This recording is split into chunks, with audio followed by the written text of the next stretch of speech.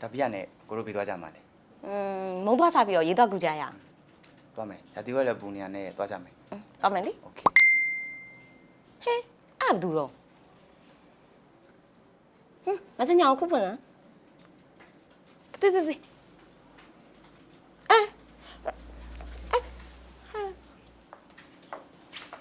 မလီဒီလိုလောက်ခက်နေကိုသိကျင်လားသိကျင်နေဆိုရင်တော့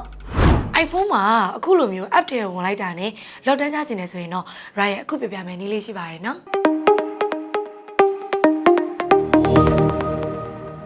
အေးဆုံးနေနဲ့ Rai တို့က shortcut တွေကနေပြီးတော့မှ automation တွေကိုတစ်ချက်ဝင်လိုက်မယ်ပြီးရင်တော့ create personal automation တွေကိုဝင်ပြီးတော့မှ Rai တို့ app တွေကိုတစ်ချက်သွားလိုက်ပါမယ်ပြီးပြီဆိုရင်တော့ choose မှာ Rai တို့ဘာရွေးမလဲဆိုတော့ကိုလော့ခတ်ထားခြင်းနဲ့ application လေးကိုတစ်ချက်ရွေးလိုက်မယ်ပြီးပြီဆိုရင်တော့ done လေးကိုတစ်ချက်နှိပ်လိုက်မယ်အဲ့ဒါပြီးပြီဆိုရင်တော့ next လေးကိုတစ်ချက်နှိပ်ပြီးတော့မှ Rai တို့က